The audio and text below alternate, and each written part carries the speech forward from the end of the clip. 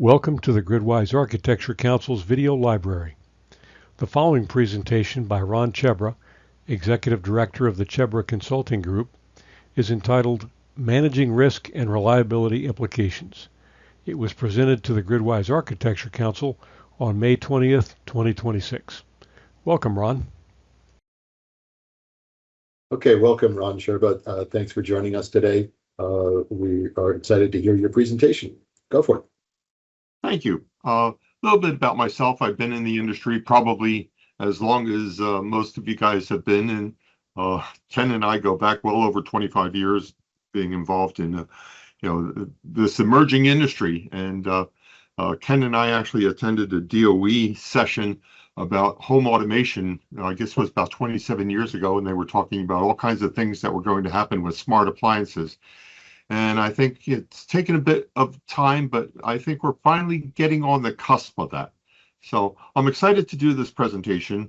A couple things that I want to point out, and I'm going to be sharing with you information that I've developed myself, information that I gleaned from some client experiences, and other work that I've done in progress with regard to managing risk and reliability, and the implication of balancing intelligence at the edge versus intelligence at the enterprise.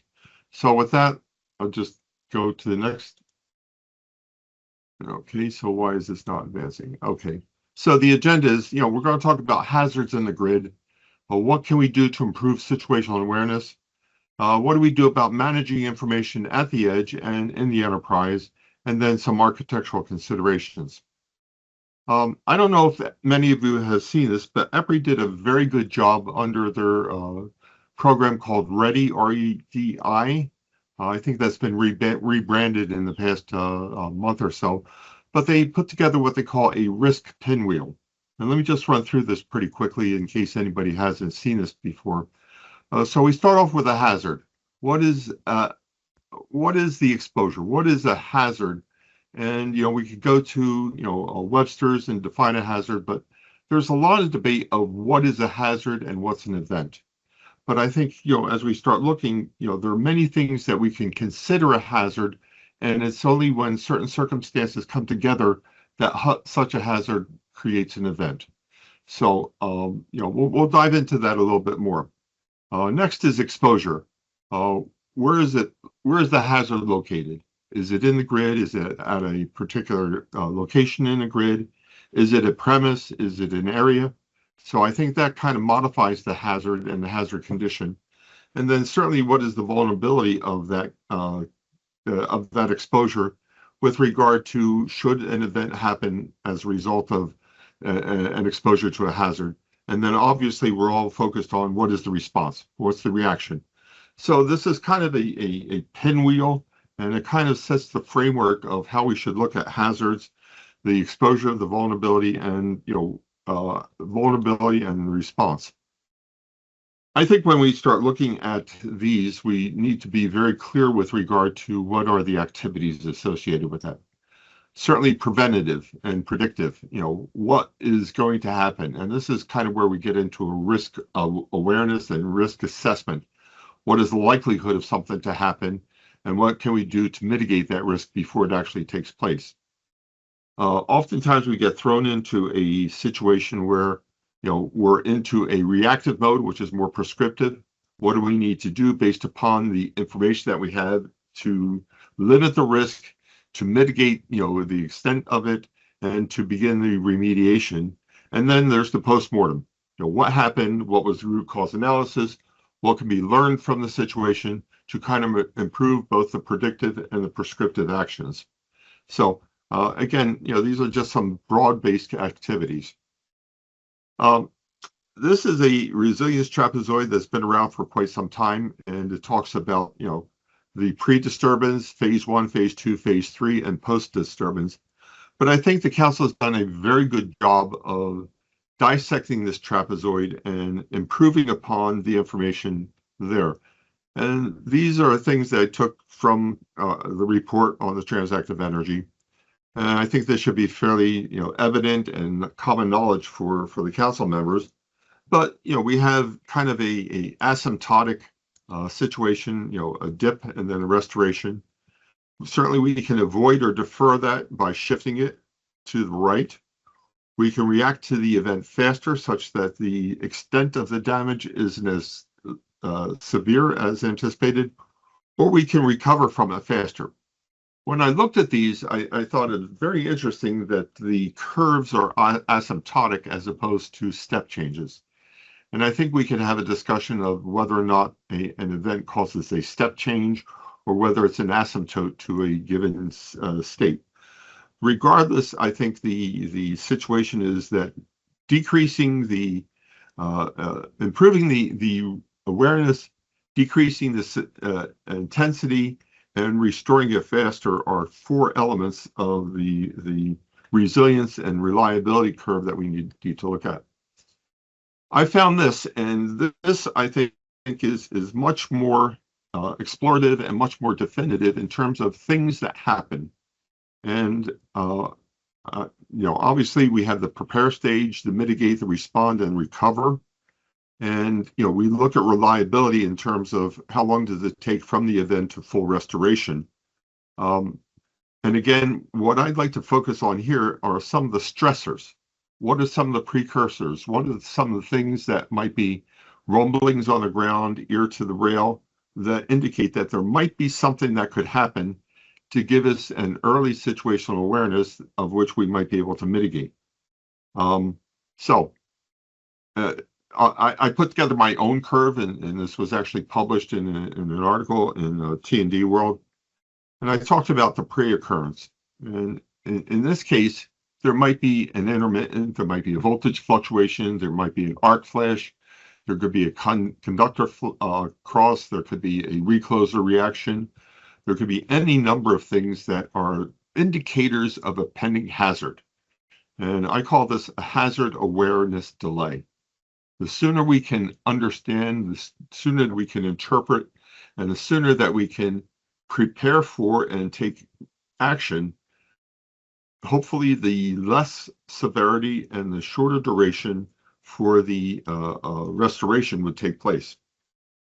Again, when an occurrence takes place, it's the fit hits the shan, all hands on deck, and basically it's whatever we can do to restore in a proper and timely fashion.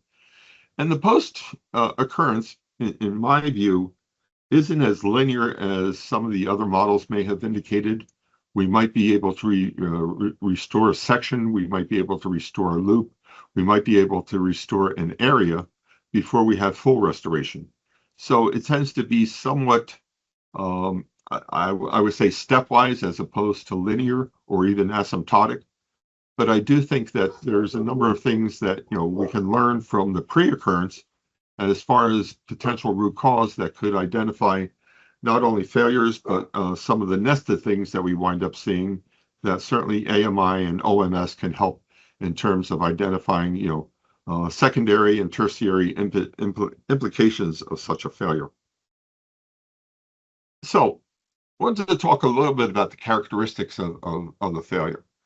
And, so the items that we want to talk about are: what is the time span? What is the organizational focus? What tools do we use? What is the relative cost, relative impact? And what is the value of the situational awareness? If we focus on the indicators, the pre-event things, these could happen in weeks, days, hours, or even minutes. And generally, it's the grid ops and control room that might have first insight into these situations. And I would say the primary tool might be a distribution SCADA system or some other distribution management system. And I would say that the cost is low to moderate, and that is trending downward to lower cost. I think the impact of having the pre-occurrence indicators is a high relative impact because it does give us preparatory time to kind of anticipate and prepare our ducks for a situation.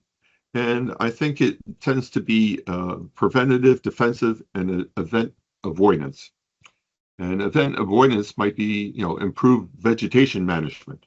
If we're having veg contact to distribution, uncovered distribution lines, maybe we need to step up veg management, or maybe we need to do something in terms of patrolling these.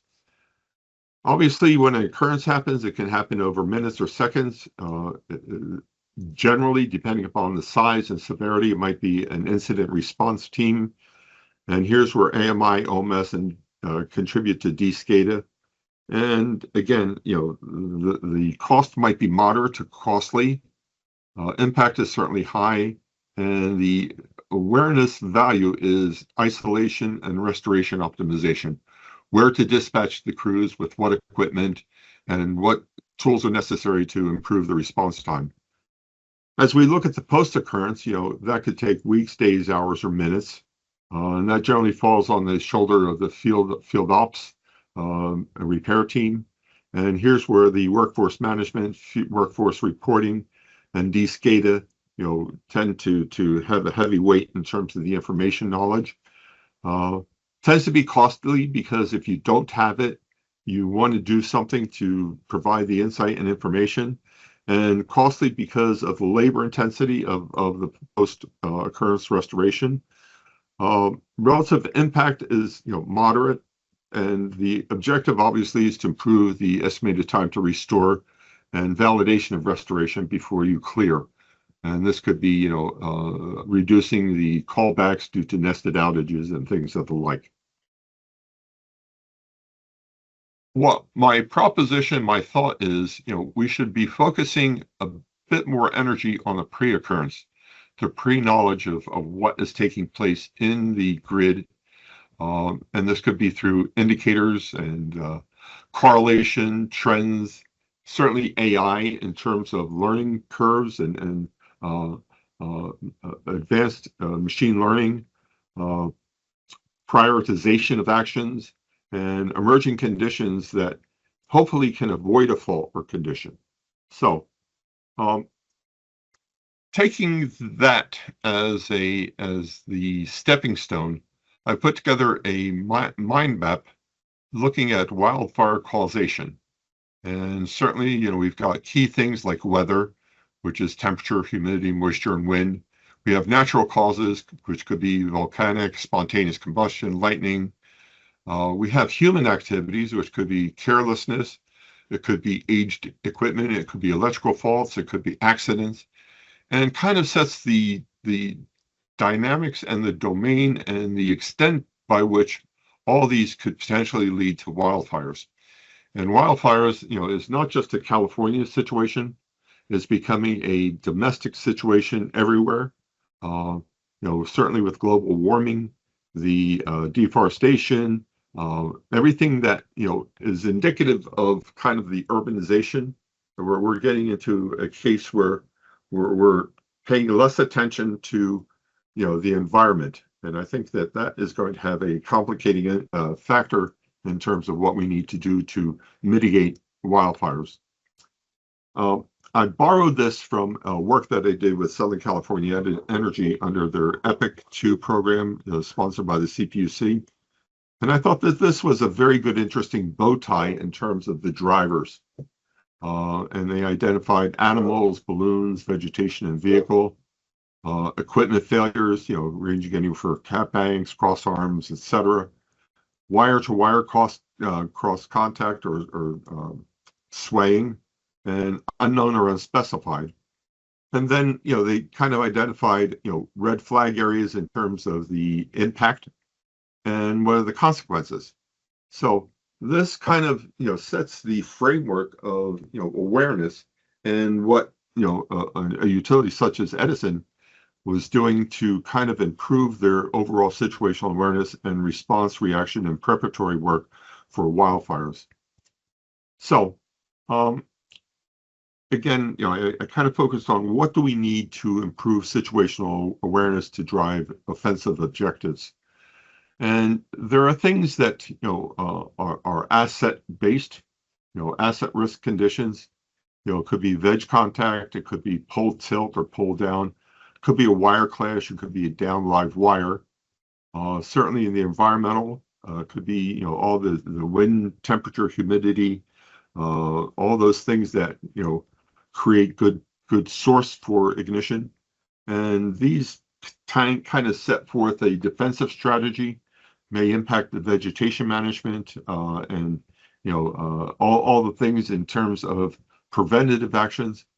But then I also think that there's a complementary side, which is, what might be some of the objectives that are more offensive objectives that might relate to asset status.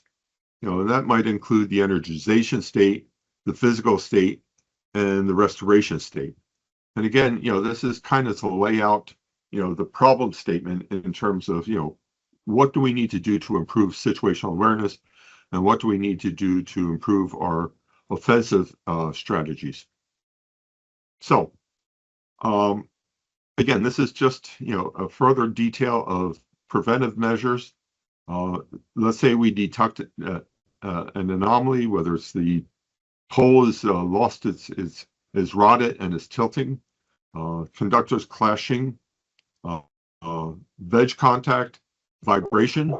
Vibration might be as a result of many number of factors. It could be a hit by a vehicle. It could be woodpeckers, any number of things that could be indicative of an anomaly.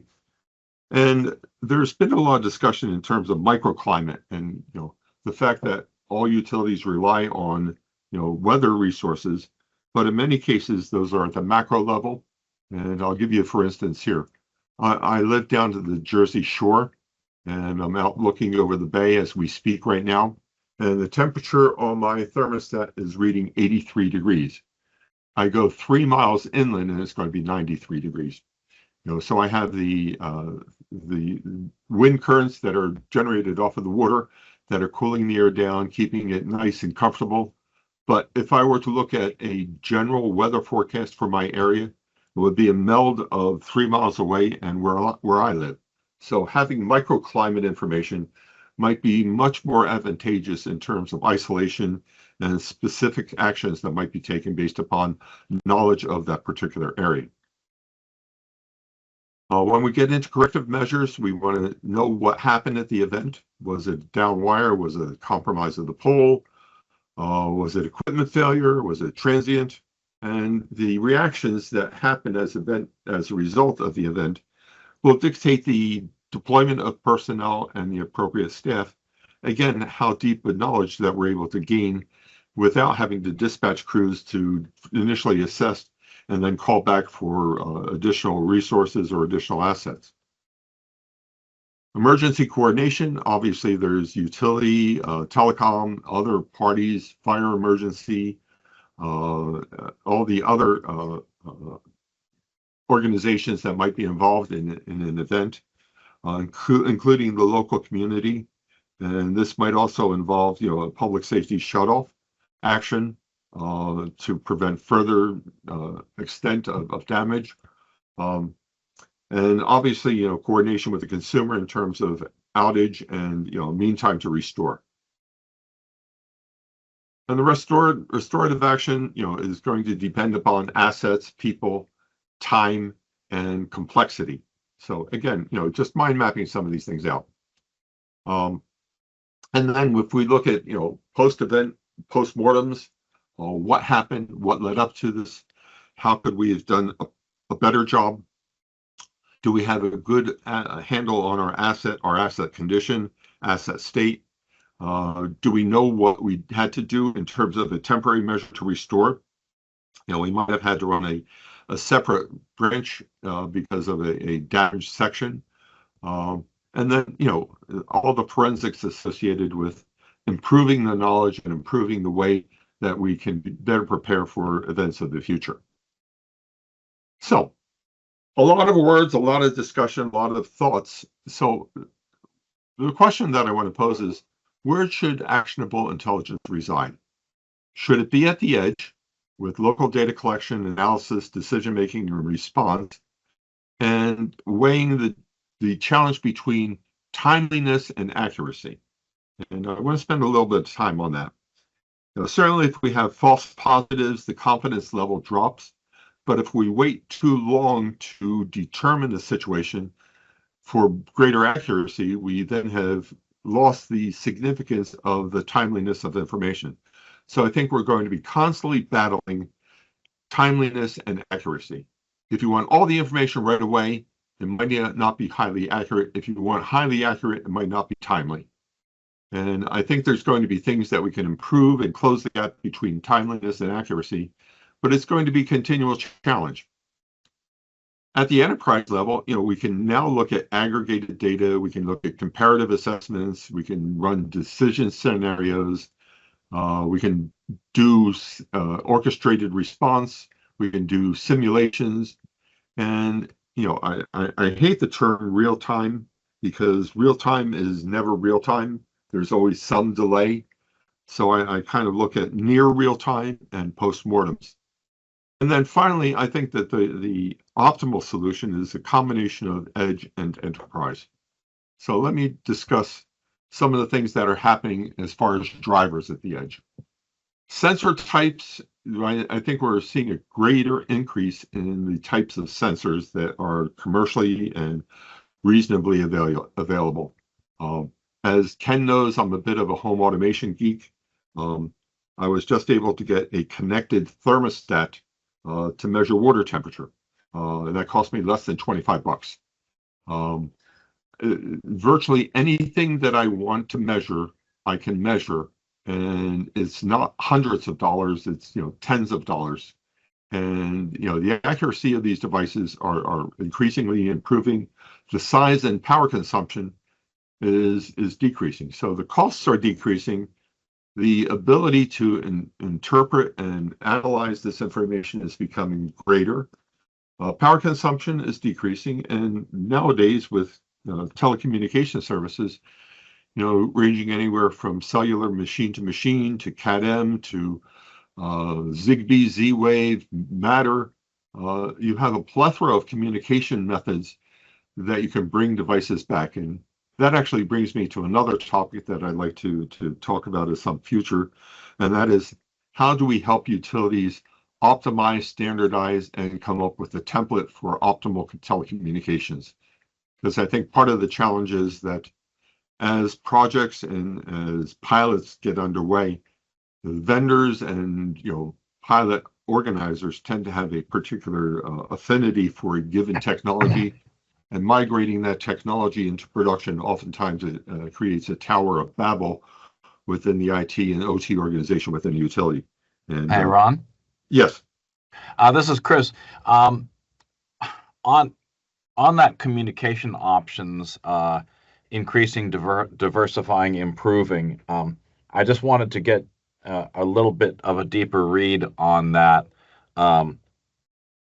just because it does, some of those are sort of, I don't know whether we're talking about, when we talk about Zigbee and Z-Wave and these kinds of things, those are customers, customer-owned technologies or customer-cited technologies. So I guess I'm dubious that communication options are truly improving or becoming more cost-effective when it seems like they're aggregating and sort of just increasingly going to bigger and bigger monopolies. So I just wanted to hear your perspective on that.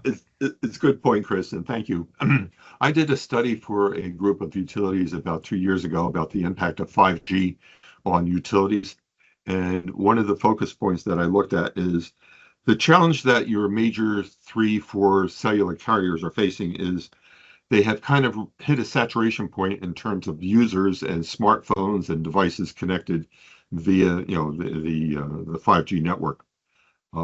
And as I began to dissect that communications, what I found was that the carriers are looking at 3 particular segments of the cellular infrastructure. One is obviously the consumer and the streaming and the typical day-to-day use of an Android or smartphone user. The next area that they're focusing on is highly secure, highly reliable machine to information flow, and this would kind of linking toward a SCADA type availability.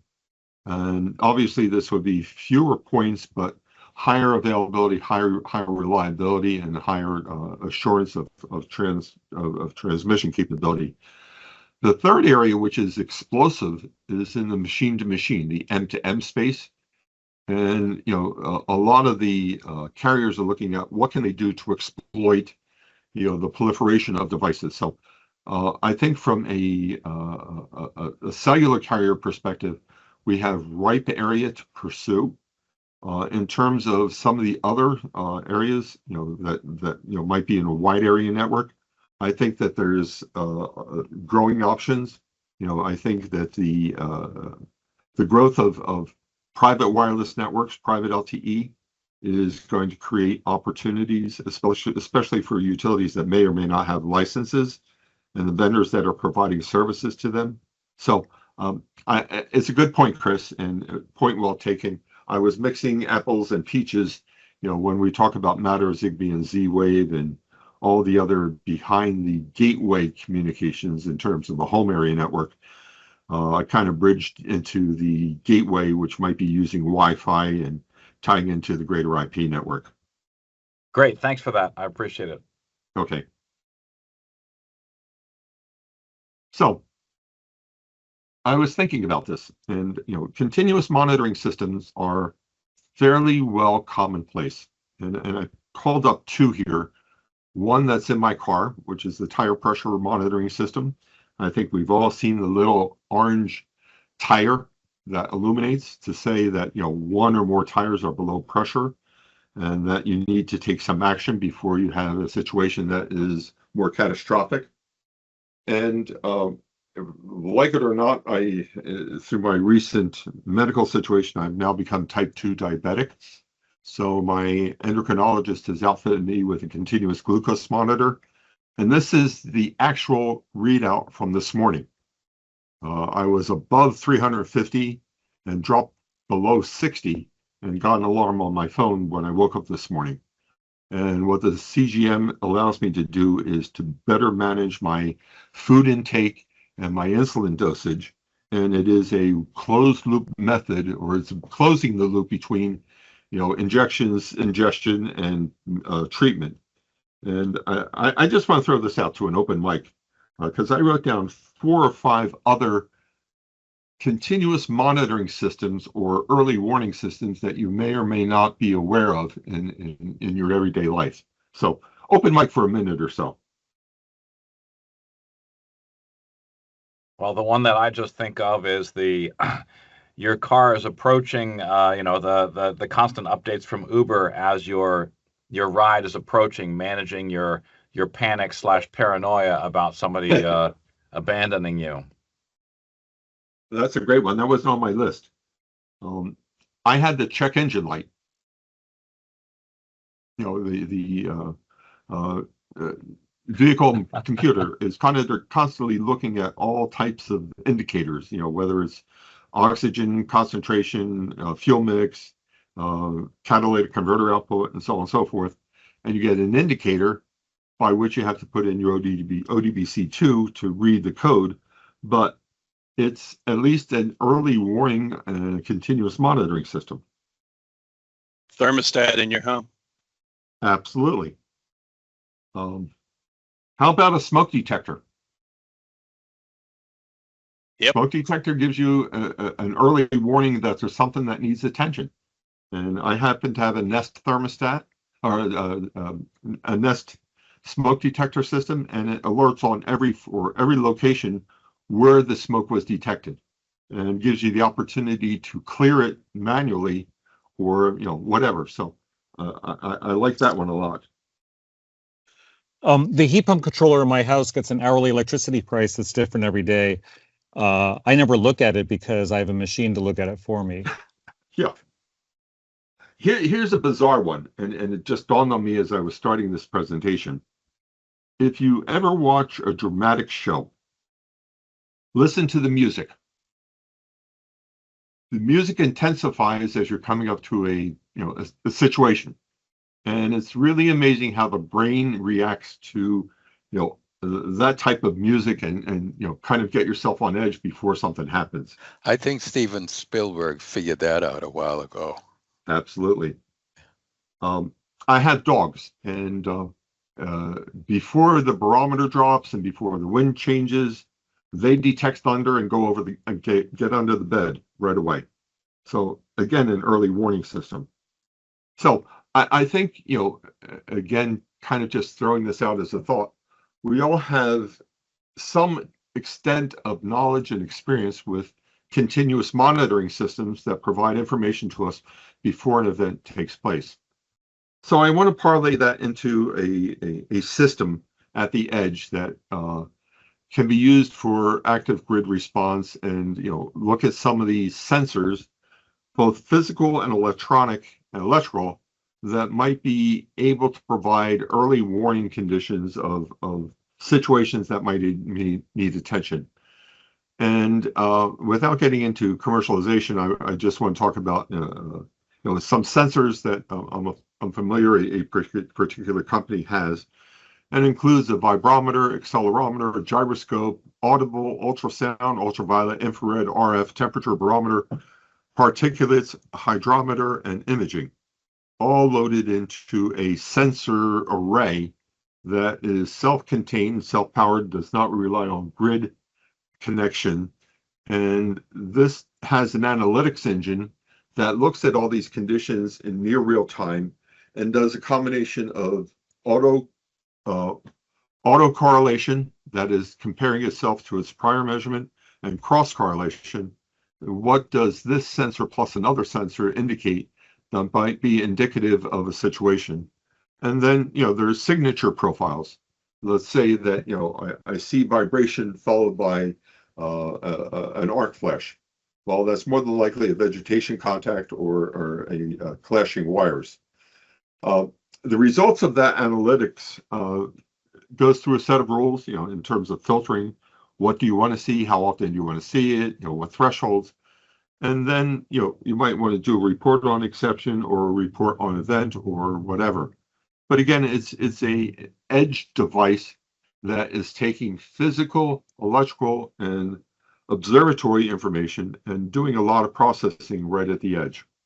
And just to give you an example of how this particular device is working, you can see, for instance, a conductor fault uses a combination of the vibrometer, acoustic, ultraviolet, and RF, as well as imaging, to kind of do a cross correlation to say, okay, this is more than likely a conductor fault, or high probability of a conductor fault, as opposed to something that might be a cross-arm fault, which would be just the vibrometer and the imaging.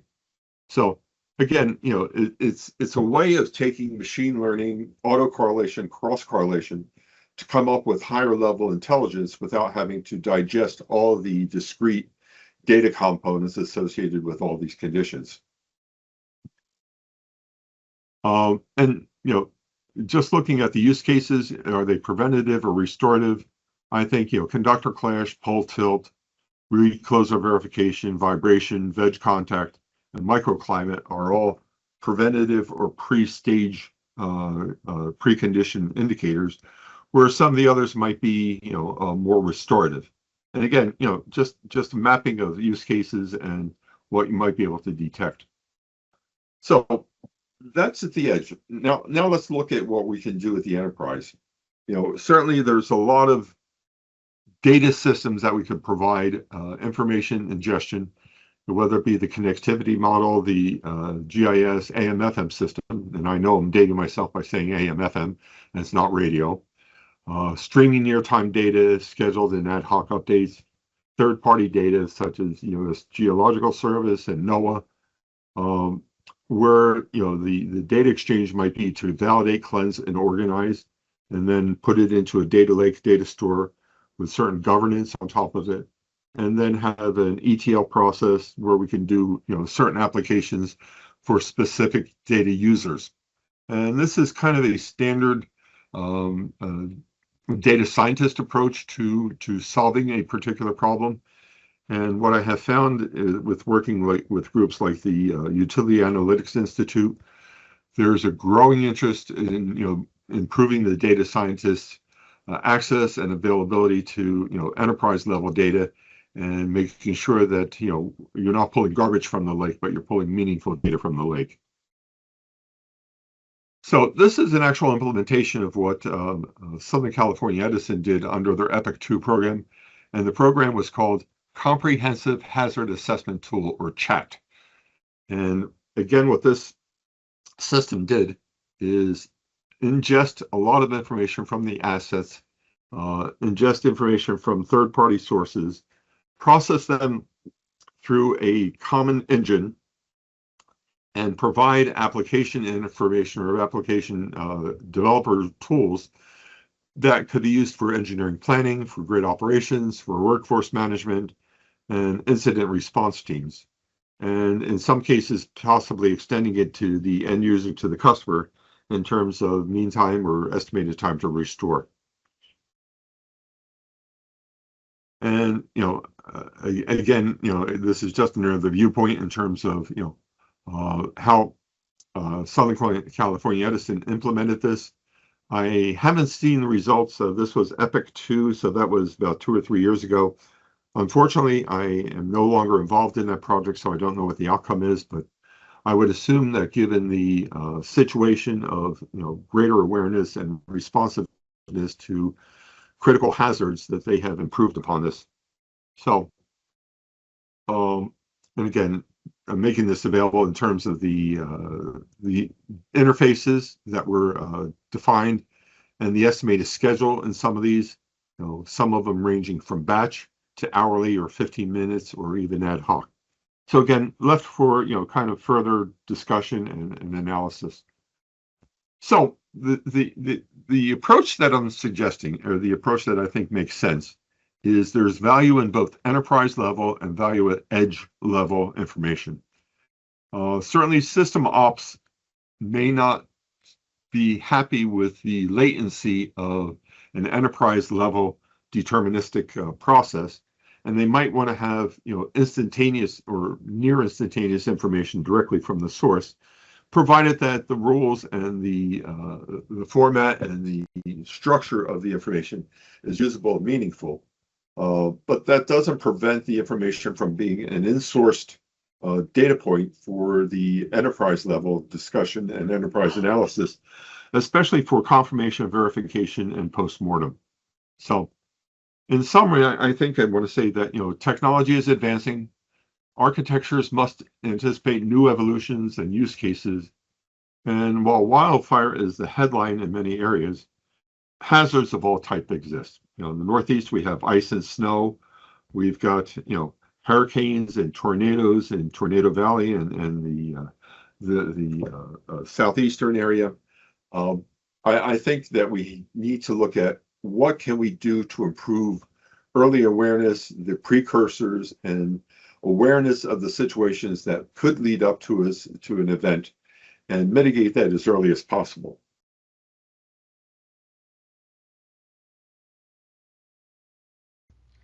Thanks, Ron, for that great presentation. For more info on the GridWise Architecture Council, go to our website at gridwiseac.org, and even more importantly, subscribe to our YouTube channel at the site listed. Thanks.